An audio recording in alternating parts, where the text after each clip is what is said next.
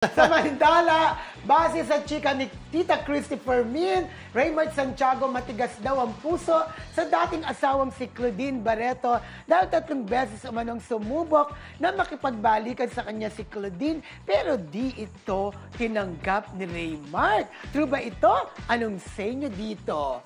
Oh, so it's the other way around. Na si Siya. Raymart ang ayaw. Oo. Bang understanding ko. Oo, parang gano'n. Raymart ang ayaw, Oo. pero gustong-gusto ni Claudine.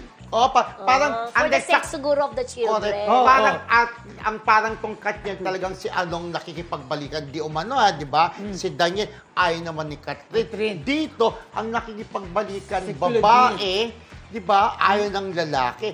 Or siguro parang naano na rin siya, tama na, hanggang dyan na lang ang relasyon natin. Pero 3 beses pero parang meron ding nakikipagbalikan daw. Ayun, kinuwento dati naman ni Richie din, di ba? Si Andrea. Meron din ganong kaso na, di umano, nakikipagbalikan si Andrea na pupunta daw sa bahay niya dati, di ba? Kondo, madaling araw, hindi niya rin tinanggap. Di ba?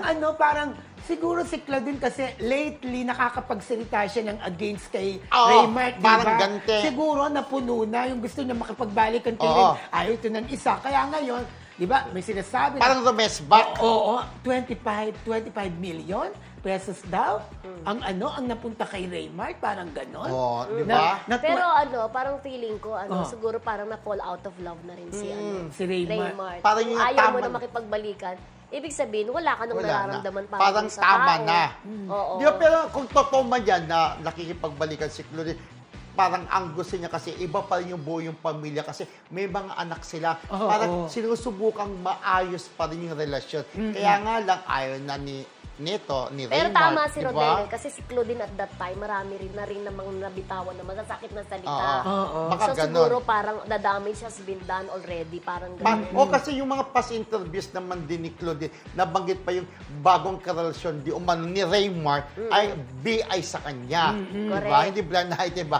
Bad interest di umano na sinasabi ni Claudine before, di ba? Pero siguro may na-experience din naman si Claudine, kaya siguro nakapagsalta rin siya ng gano'n, di ba? Yes. Pero yun nga, parang ang nangyari, rumesback naman ngayon itong si Raymart. Pero parang wala pa ako naririnig sa bibig ni Raymart na yung hindi naman nakikipagbalikan, kasi siya diba? masalita.